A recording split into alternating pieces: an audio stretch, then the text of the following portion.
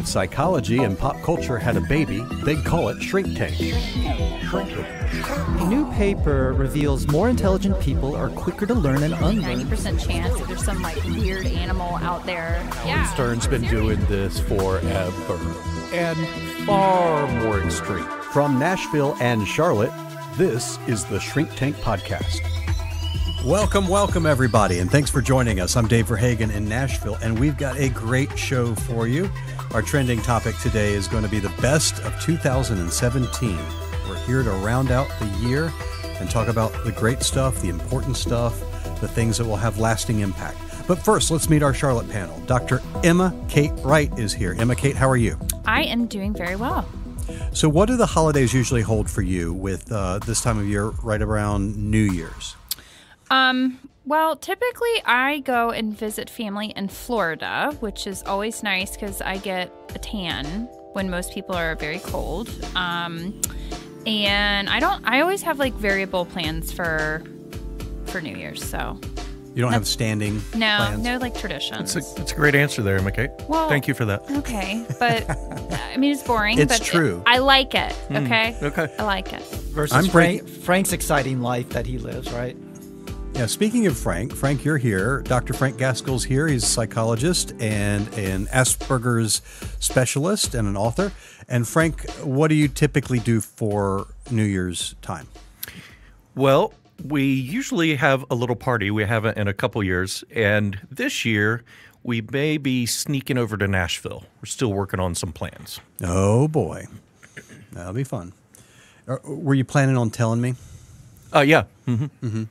Yeah, I just found out that a good friend of mine was in town and didn't tell me. So this would be a continuation of that streak. So. A not-so-good friend. Right. Yeah, not so good friend, apparently. I was literally going to ask, is he learning this right now, Frank? It was hard to tell. I couldn't tell. Pretty much. I will tell you that we're also breaking a streak. We normally have dinner and a movie with one of my best friends and his wife and sometimes their kids who are all young adults now. And we're not doing it because we normally, it's in Charlotte and they come from about an hour and a half away to meet us in Charlotte. And now this is the first year in 15 years, something like that, where we haven't done it. So that's a little sad. It's a breaking of a tradition. Mm-hmm. Jonathan Hedderly's also here. He's our certified Asian and he's a licensed professional counselor and an author. And Jonathan, do you have a standing New Year's tradition? New Year's, yes. The tradition is I'm normally asleep by New Year's. Okay. Fair. Not a big sentimental guy on New Year's, right? No. For the longest time, Sci-Fi Channel would have a Twilight Zone marathon that I would either watch or I would record it and then watch it the next day. I love that thing. That's probably the longest tradition I've had for New Year's Eve. Yeah, I do that every year. So you could change it to a Black Mirror marathon now. Yeah, but I think my head would explode from all the paranoia and That's fear. the truth. Well, Jonathan, each week we ask you to scour the internets for stories of psychology in the news, and this week we asked you to grab one story that best captures 2017 in our first segment that we call Being Human. Well, if we want to summarize 2017, it goes like this. Children who have too many toys are more easily distracted and do not enjoy quality playtime. So researchers at the University of Toledo in Ohio recruited 36 toddlers and invited them to play for a half an hour with either 4 toys or 16 toys. They found that youngsters were far more creative when they had fewer toys to play with. The authors conclude that parents, schools, and nurseries should pack away most of their toys and just rotate a small number regularly to encourage children to become more creative and improve their attention spans. So Emma Kate, as our resident child and our resident psychologist with attention issues, what do you make with this study that really looks at creativity, imagination, attention, but also the overconsumption of stuff? Yeah, no, I think there's a lot of good stuff within this article or study, but because truly toys for kids are such an important catalyst for cognitive development, which this is getting at. And part of that is concentration, problem solving, Toys also help with social skills, whether it's sharing, problem solving, emotional development. There's a lot of opportunities for kids to explore morality within play. And so the fact that these researchers are saying you don't need that many toys is interesting. And I do think there's some credibility to that in the sense that if you have fewer toys, you're going to spend more time with them and you're going to go more in depth versus what they were talking about is how kids get distracted and they're not spending as much time with one thing and they're jumping from one toy to another more frequently. So That makes sense. I mean, I had basically a ball growing up, so I'm practically a genius right now. I thought you had two. Okay. Oh, no. I can You count. give him too much credit. I can count on one hand the number of toys I had over about a 3-year period.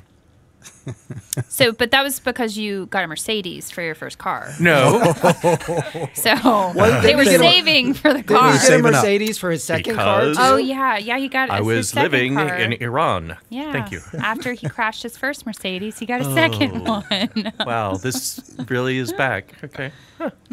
I think I had the exact opposite experience of Frank, where I had a mother who Christmas was like this like pinnacle event of the year, and she would just shop till, to the point of madness, and we would have just incredible amounts of stuff on Christmas Day. So it was just her thing. She just loved giving Christmas presents, and so we had way too many toys. Definitely way too many. And the other part too is we always knew what we were getting because she was a terrible Christmas present hider. She hid them in like very obvious places, and then we would go in and find them. And then I would make my brother stay up the night before and talk about them and like how we were going to play. And then he would have like a total meltdown the next day. So I know we've talked about it, but yeah. So I would have the opposite experience of Frank with way too much stuff. Yeah, I didn't. Kate. Oh, I'm sorry. Go ahead. Well, I was just going to say, growing up as a child divorced, we didn't have that much. So I partly had to develop imagination and creativity. So I'd get like wood sticks and turn them into a gun to play war. But then I did what any resourceful young kid would do. I stole money from my family to buy toys, and then Right. came up with this ludicrous like program. I convinced my mom that my school was like, if you bring money there, like they save it and then you get more back. When I tried to defend why I had like $200 of Transformers. That sounds right. That sounds right. Yeah. And I stole from my sister because she got tips while working at a restaurant. She put it in one of those Tootsie Roll piggy banks, which the top just pops off. So, You were a little klepto. Scoundrel. I like the fact you said were. So yeah, I'll take that. I know it. Yeah, Jonathan was like a little terror when he was a kid. He was like stealing from his neighbors and stealing from his family. When he was a kid, you can stop at terror. Jonathan is a terror. It's true. He's sublimated his reign of terror into like biting humor now. Yeah. That's his. Yes. True. Very good. All right. Well, I think we've all learned valuable lessons here today about too many toys. I don't know what they are, but I think we have. All right. Let's go ahead and transition to our second segment. And we're going to talk about the best of 2017. And we're going to do this a little bit differently, at least to start. And rather than list a bunch of best songs and best movies and best TV shows, we're going to talk about the entertainment and pop culture that had the greatest impact for the year. So I'm going to go around and I want you to pick either a movie or a TV show or music that you think will have the longest impact or the deepest impact culturally. And that could be good or bad. It could be a movie that 10 years from now we're going to say this really defined this year. It could be music that we say this really is a classic that's enduring. It could be a TV show that we're like, this is definitely the thing that is the most enduring. Whatever that is. And so let's start with Jonathan. Jonathan, what do you pick for the movie or TV show or music that you think has the longest or deepest impact culturally, big picture? Well, I know what Emma Kate is going to share, so I'm going to defer to her on that. The movie I came up with was Get Out which came out in February, Jordan Peele, and I really feel like it's a very subversive movie. It's got a lot of subtext and biting humor. We're seeing filmmakers of color and women filmmakers starting to have a platform to tell their own stories, and they're doing it in such a successful and creative ways that it's really contributing to a greater cultural shift in how we think about things, how we view things. This really was the year where white liberalism in a lot of ways was critiqued, that they, kind of take them down a peg of the sort of the white savior mentality that you even see in some recent films like Suburbicon, or even when you see maybe even well-intentioned people like Matt Damon put their foot in their mouth when they're trying to talk about important issues, but they don't get it. And so for Jordan Peele to be able to make a film that kind of talks about how even well-intentioned white liberals and some of the complicated messaging and relationship they have with people of color, I thought Get Out was such a creative critique on that in a way that I never would have thought of, because it's not really preaching. It's using horror and even some sci-fi type of elements to have a larger conversation about race relations in America in 2017. That's a great pick. Emma Kate, what were you going to say? So I actually think Wonder Woman has just been this really incredible thing for females culturally, just because, Patty Jenkins, the director, did such a phenomenal job with that. And I was reading recently and came across a stat where only 7% of the directors in Hollywood are female. And so, having this large scale movie be such a success when so many people thought this movie was going to flub, knowing DC had put out some big stinkers. It just makes me really optimistic, and I hope that we continue to see really strong female directors. And I think it's very fitting just with the current movement with Me Too and empowerment. So I think Wonder Woman is my pick. Frank.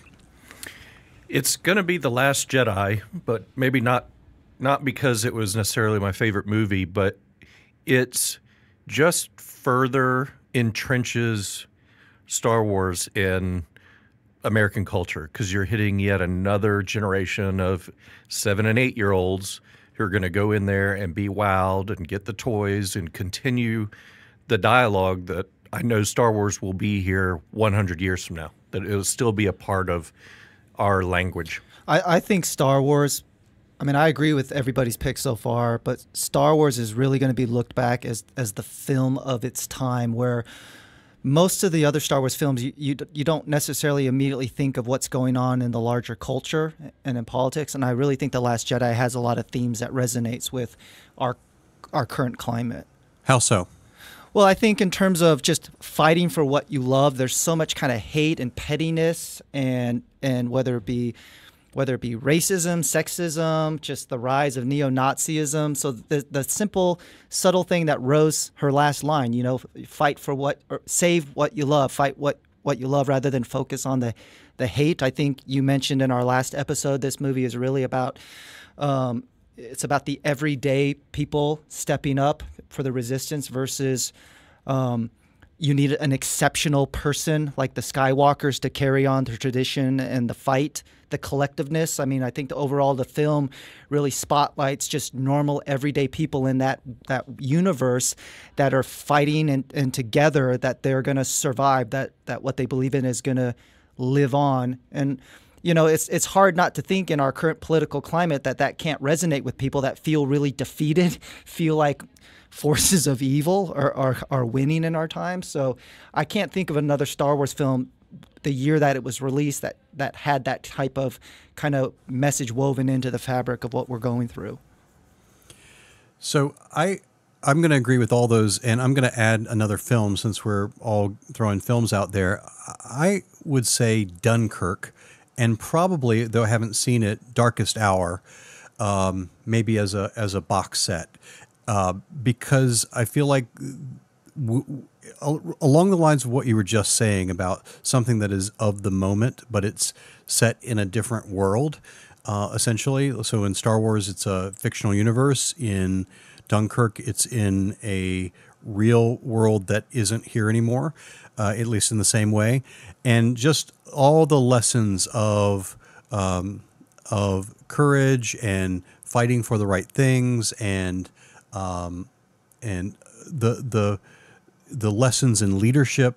I just feel like it's an essential movie, and again, like I said, I'm certain from what I know of Darkest Hour, it will be the same, maybe even more so in terms of the leadership aspects, the courage part.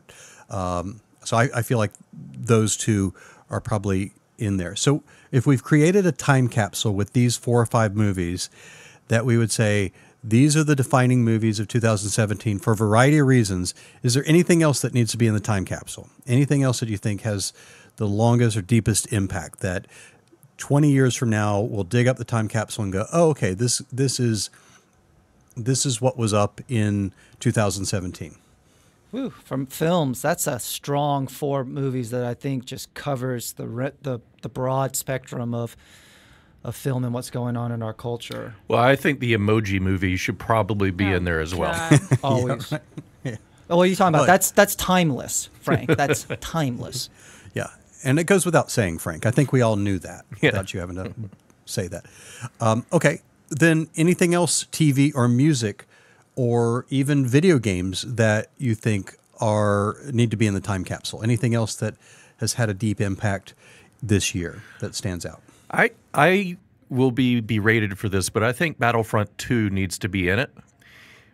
Not necessarily just because it's a good game or controversy or anything like that, but that's the first video game I've played that fills out the Star Wars universe, not only letting you play it, but it shows you what happened in between certain movies, and it makes perfect sense. It's as if you're playing a movie that hasn't been released.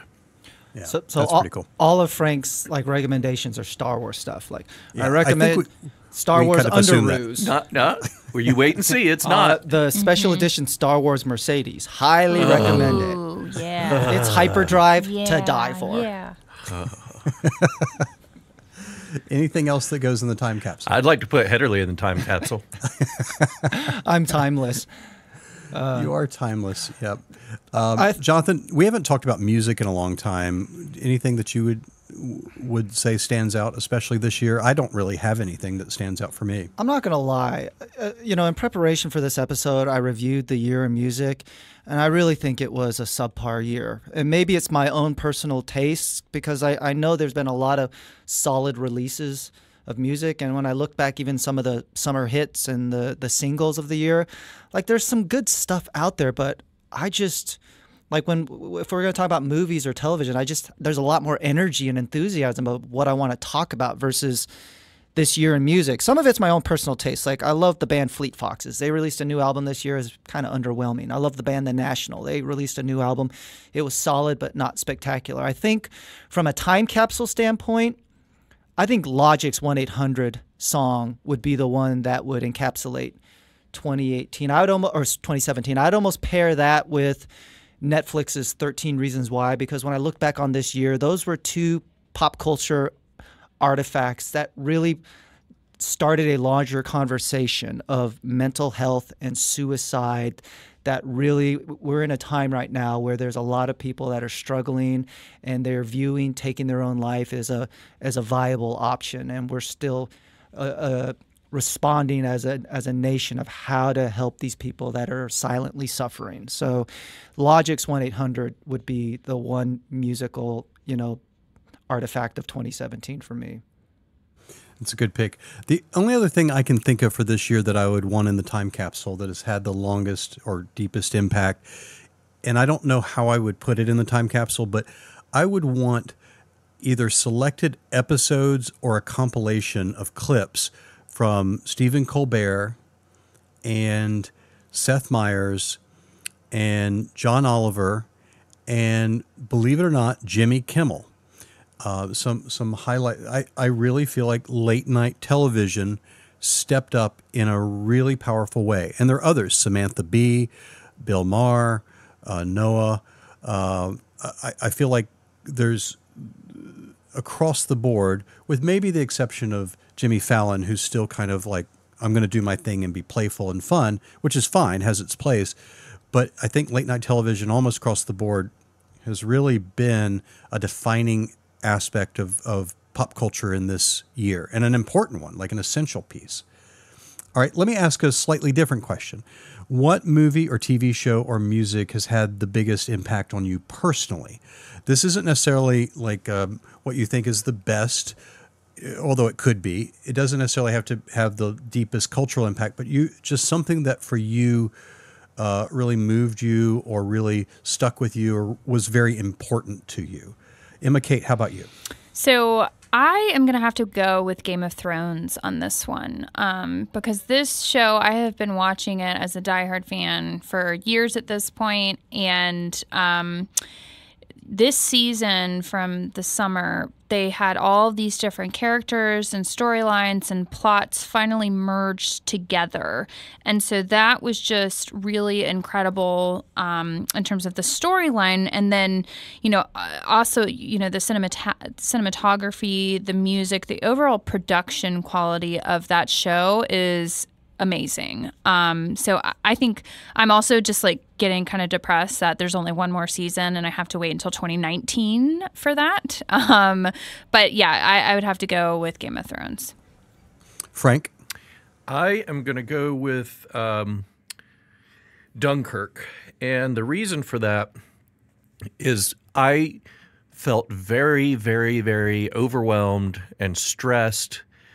And when I left the movie, I felt pretty depressed because it just highlighted, at least from my experience, how we do not live in that world anymore. I don't feel like we live in a world of courage and sacrifice and leadership and determination and just nobility. And Frank wants to be British. well, it was just, it's such a stark He's already contrast. got the pasty There we white go. skin down. So And a European vehicle. It's just it's such a stark contrast between the theme and message of that film and what World War II is about and where we are now. It just felt today feels very vacuous. Yeah, Dunkirk was my choice. It's my favorite movie of the year, although there's this long list of awards baity films that have yet to be released in my neck of the woods. That movie was so tense, ridiculous. And Christopher Nolan, both with the film, but even with the trailers leading up to it, I mean, he hooked you. My 11-year-old and 14-year-old, the first time they saw the trailer, they're like, I have got to see that. And then when I think it was IMAX had an 8-minute long preview, and you first got introduced to the ticking clock that just got faster and faster. I mean, they were just so tense and stressed, and they're like, I'm so tense, but I have to see this. And I think Dunkirk, along with Get Out and maybe like The Big Sick this year, also represents some high points in original filmmaking. So we're not just saturated with series that are sequels, prequels, or reimagining old products. So I think that's a positive sign for film because a lot of that originality is shifting over to television. absolutely, yeah. And I'm going to tell you that the two things that you guys have said, Dunkirk and Game of Thrones, would definitely be on my short list. Right now, Dunkirk is the best movie and my favorite movie that I've seen this year. And I've seen a couple of really good movies, so that's definitely on there. Game of Thrones, I think, was my favorite show, and I think also the best show that was on. But I think the show that has had the biggest impact on me personally, which has kind of snuck up on me and surprised me, is This Is Us. And my wife and I watched the first episode, and for those of you who are newer to the podcast, I'm an adoptive parent with 4 adopted kids. 2 of them are from West Africa. 1 of them's from Guatemala. And so to watch this family with kind of a transracial adoption and all the stuff that goes with it, obviously I'm already in. We watched the very first episode of the first season last year, and we were like, it's good. I don't know if I love it. But this season and this year, for whatever reason, it's just gripped us both. And it has been, I think, on an emotional level, it's been the one that's had the biggest impact on me personally. And it's kind of weird in the sense of it also feels like exactly what we need right now. Like it feels to me like that we're in a time where we need Dunkirk, which is all about courage, leadership, strength of character. And we also need something like This Is Us, which is about kindness and connectedness and acceptance and those kinds of things. So I feel like it's just an important TV show, and especially important to me. That show, Dave, was, as soon as I heard about it, I'm like, that's a show for Dave, because it's got all those themes. It's a very emotional movie, and you have I think you have a greater tolerance for sentimentality or schmaltz. What I sometimes it comes on my radar as schmaltz. You're like, no, it was emotionally moving, and I don't think I'm right or you're wrong, but a lot of times some of those things that I might find a little off-putting, you're like, no, I eat it up like a chili dog. I think it's because you're dead inside. I do too. Yep. He is absolutely dead inside. I like it that Jonathan's like, you eat this schmaltzy crap up like a chili dog. Yeah. I think both of those statements. But I'm emotionally fine. Right. I think both of those statements can be true, Dave. You eat up emotion and I'm dead inside. They're not mutually exclusive. That's pretty much true. All right, so let's talk about things in pop culture, music or TV or movies that depicted some psychology-related issue. It could be anything from depression or Asperger's or eating disorders or suicide or you name it. But what was your favorite, or what do you think was the best, either question, psychology-related issue depicted in any kind of pop culture this year?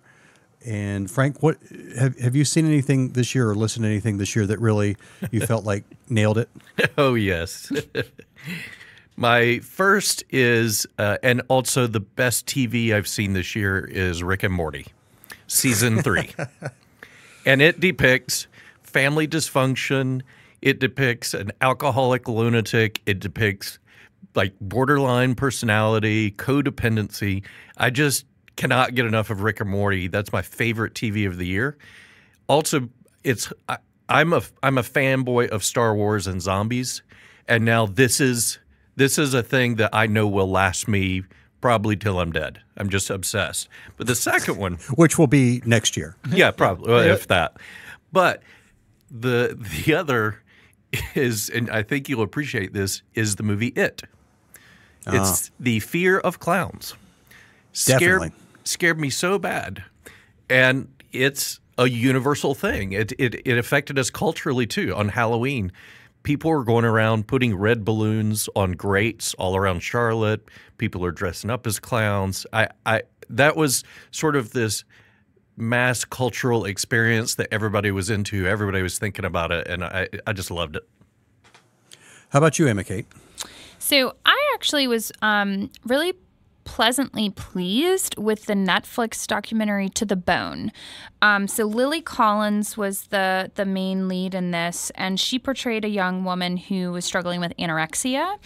And this show did a really tasteful job of trying to portray what battling this kind of life-threatening illness looks like without taking it out of proportion. So, they really focused on the emotional components, on, the helpless feeling that the parents and family members were feeling versus showing these really graphic, emaciated bodies. And, as a warning for those who have not seen it, I do feel like, and there was some controversy around this, it's probably not necessarily appropriate for someone who's actively in recovery or who has a budding eating disorder, because they do show some behaviors associated with these types of eating disorders. But overall, I just thought it was just an enjoyable movie where you really felt for these people, and yet they did a nice job portraying the psychological components associated with eating disorders.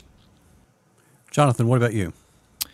Well, two things immediately came to mind. One that I thought was a high point, another I thought maybe was a low point. The high point, and this surprised me when I saw it, but the film Logan, I thought, did a wonderful job in portraying It's a good call. trauma, alcoholism, grief, loss. And I thought for a superhero movie, in such an accurate and realistic way, you see the internal conflict and the pain, and they even use, his kind of claws and just I can never pronounce it, the metal. Adamantium. That even that chronic pain that he goes through with aging and grief and loss and things that aren't spoken. I thought that movie was so moving. That to me was the best superhero film of this past year. I agree. And then I think a very well-intentioned misfire was 13 Reasons Why. And I appreciate how it provoked a larger conversation in our culture.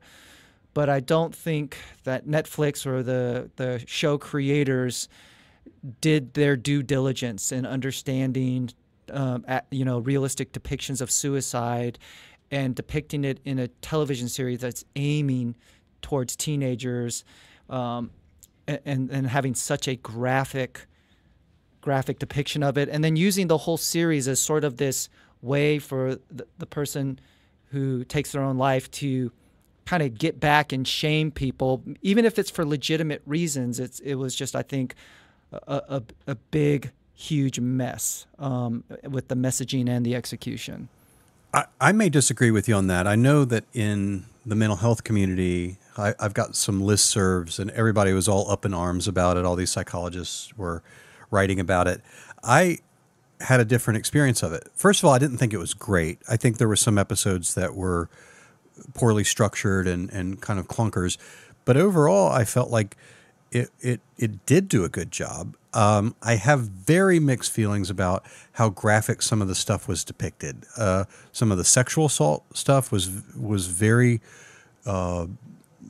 awfully depicted, and the suicide. And I get the rationale is that they wanted the audience to not romanticize any of this and not to fail to miss the impact of it. But this is a show that's aimed at 14, 15-year-olds, and they're seeing stuff that I know they see in other places, but for a story that's really trying to be helpful, man, that was rough. But big picture, I'm not so sure I was that negative about it. I think at the end of the day, I think they did a pretty decent job of trying to show that suicide was kind of complicated. It's multi-determined. It's got lots of aspects to it. It affects, it ripples down and affects all levels of relationships. So I don't know. Emma Kate, did you see it? I did, and I thought it was okay. I think I'm kind of with both of you in the sense there were aspects of it that were good, and then there were parts that were troubling. Specifically, I too felt it was very graphic at times. Yeah, I mean, I think the structure of 13 cassettes, 13 episodes, 13 reasons, I think the formula itself was problematic, like you said, from a purely entertainment or storyline. But I feel like the not just the message about suicide, but also giving credence to this somebody that's really suffering or has a very distorted outlook on how much they matter and things along those lines. I think in some subtle ways, the show reinforced this idea of like, this is how you get attention. This is how you either get back at people or you get to say this in a very roundabout way that has such fatal and kind of implications that, to me, that was a troubling aspect. Was that, oh yeah, you see the trickle down effect, but you also see, like, for some impressionable person that, okay, if I don't feel like I matter, look, this girl killed herself, and now there is this ripple effect, and she does matter. And I think I had a lot of conversations with my own daughters, 11 and 14, about this, because the older one did not want to watch it the second she heard about it. The 11-year-old did.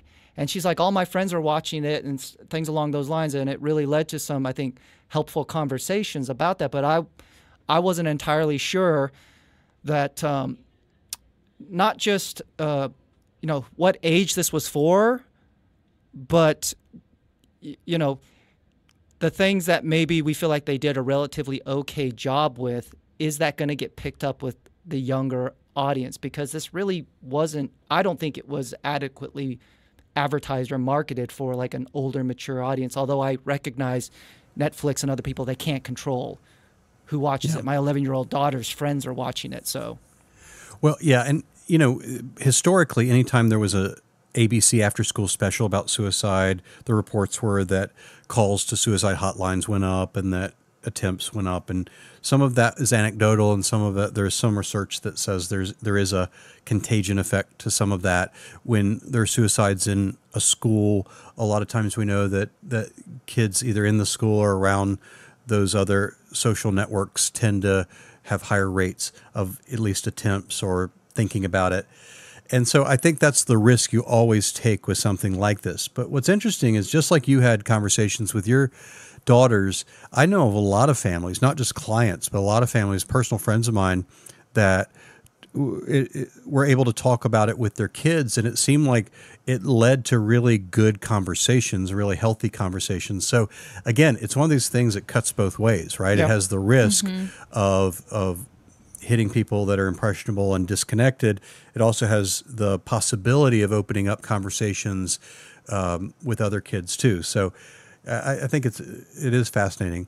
Another psychology theme in pop culture that I wanted to highlight is that there was a contestant on Survivor, Ben, who was depicted as having PTSD in the series, and there was a loud pop at something in the camp, and he had a reaction, and they talked about it, and then subsequent episodes talked about it as well. And he became this really compelling character because he's very strong, crafty, strategic, and so it really was an interesting picture of a guy who's still affected by this, but you could see the love of his wife had really helped him, the love of his family, and also just a picture of post-traumatic growth of the guy who's grown in the middle of all that. So I really appreciated that depiction too. So last question here for this segment. Any movies or TV or music or video games or anything in popular culture that surprised you? And it could be either a good surprise or a bad surprise, something that really just kind of caught you off guard, either in a good or bad way for this past year. Frank, anything like that? Well, this might be a little reverse way of answering the question, but What's Star Wars? the Me Too What? movement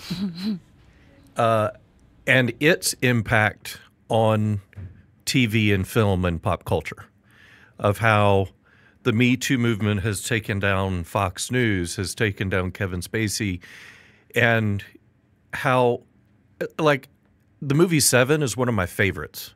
And I know I will never, ever watch that again. I wanted to see Baby Driver. I will not watch Baby Driver because of Kevin Spacey. And that, I don't know if that's, I haven't sort of been affected by a movement maybe in this way in my pop culture life, I guess. Jonathan, anything like that that was a surprise to you? Well, I think, Frank, that's a great thing to bring up. I certainly echo that.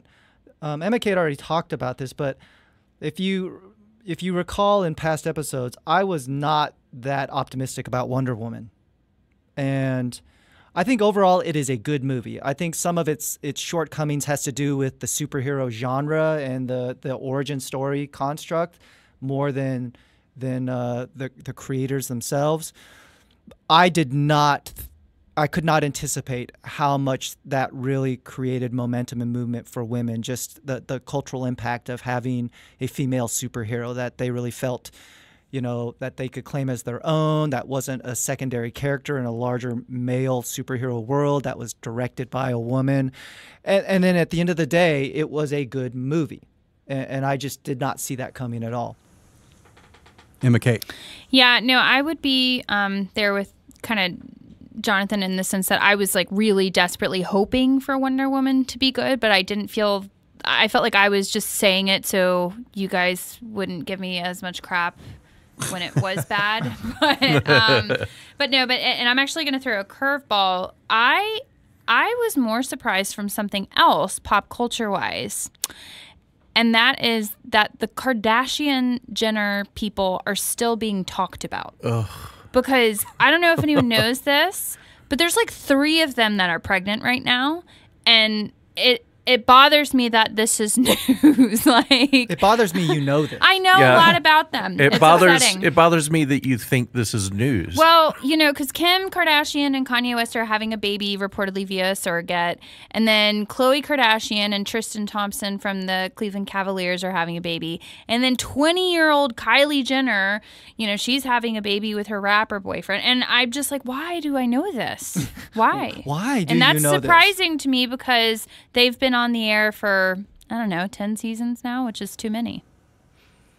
So that's your big surprise. That's my big surprise. Good job. It was. That was the weirdest setup and execution. Whatever. Of all the things. There you have it. Okay. I who can top that, right? I certainly can't. I will say that the biggest surprise for me started in 2016, but really became fulfilled in 2017, and that is how quickly the air went out of the tire of The Walking Dead. After that beginning of not this current season, but the last one with Glenn. And the season never recovered. And then this season, it's been all like, we're going to overcompensate and have just one long giant war. And I am so emotionally disconnected from that show now. I'm going to finish it out to the end of the season at least, but I'm just surprised at how quickly that happened. Like it didn't happen gradually. It was like almost in a flash. It was like I was just disconnected emotionally from the show. And I think the audience, it feels like to me, by and large, did too. Yeah. On the positive side, the show that surprised me the most, that thrilled me, was Westworld, and I loved that show, and I loved everything about it, and I was thrilled about it, and look forward to it. And it was kind of my saving grace last year on Sunday nights when it was like I got to slog through The Walking Dead, but I get to watch the Westworld, so. That was kind of cool. All right, let me ask you guys for our final segment of predictions or hopes for 2018. When you look ahead into this next year, anything that you want to predict going on culturally or in pop culture, or anything that you just say I'm hopeful for? Emma Kate. I think there's going to be royal wedding fever.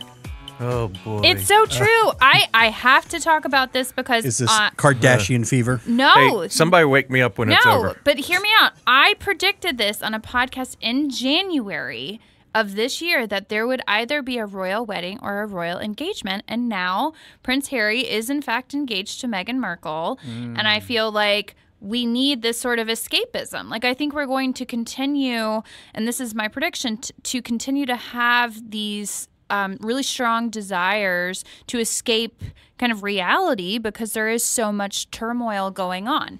That's what I predict. Yeah. They're getting married on Saturday, May 19th. Well I'll said. be watching. How about that? It's great. It's Okay, you can wake up, Frank. Wake up. What, is Royal it Wedding 2018? Fever. Frank, try and top that. I have a brief list. I am hoping for a Trump documentary depicting what's been happening behind the scenes. Ew. I don't think the Han Solo movie named Solo will be any good. I think virtual reality is really going to take hold. And the last two is season 4 of Rick and Morty will not happen, and the Republicans will be swept in 2018. Those are my predictions. Those are good ones. Yeah, those are really good ones. Those almost weigh as much cumulatively as the royal wedding. The royal fever. wedding. I Yeah. know. Yeah. Yeah. No, it's going to be a big deal. Jonathan? I would echo that Republican prediction that Frank just threw out there.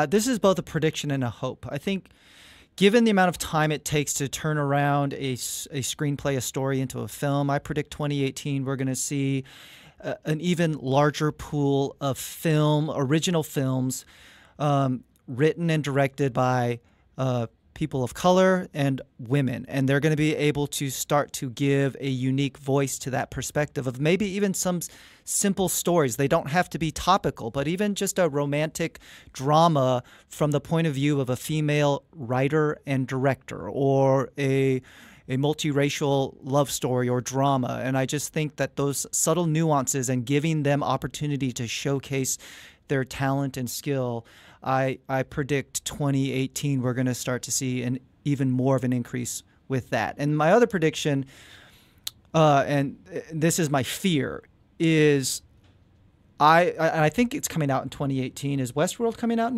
this year? I think it's 2019. I think it's 2019. Okay, I'm worried because I just think about what happened with True Detective and how quick it was a great setup and then it fell flat. I mean, I loved Westworld, but they've killed off Anthony Hopkins. They're going to expand it, and I don't know if it's going to be one of those Damien Lindelof, you bite off more than you can chew and you don't stick the landing. So that would be my fear, but I don't know if that's coming in 2018 for sure. Well, I'm going to make a prediction that I think I referenced in an earlier podcast this year.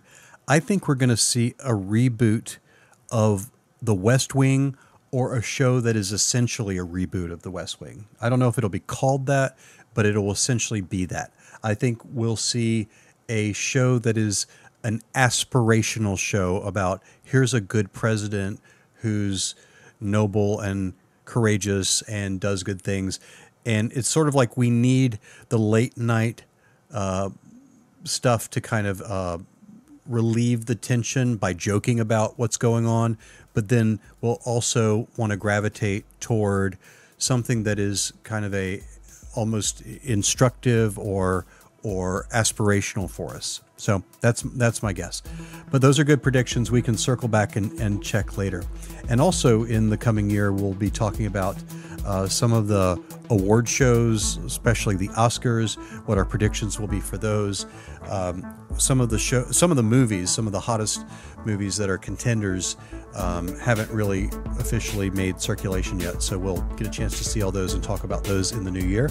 And we're going to look forward to all that. All right, that's going to do it for this final edition of the Shrink Tank podcast for 2017. We hope you'll check out shrinktank.com for great articles and videos, including all the things we've been talking about today. We hope you'll follow us on Twitter at @shrink_tank and like us on Facebook. Our producer and music composer is Sean Beck.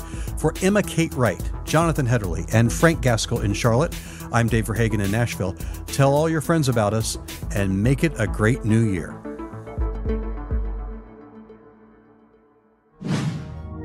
Shrink Tank.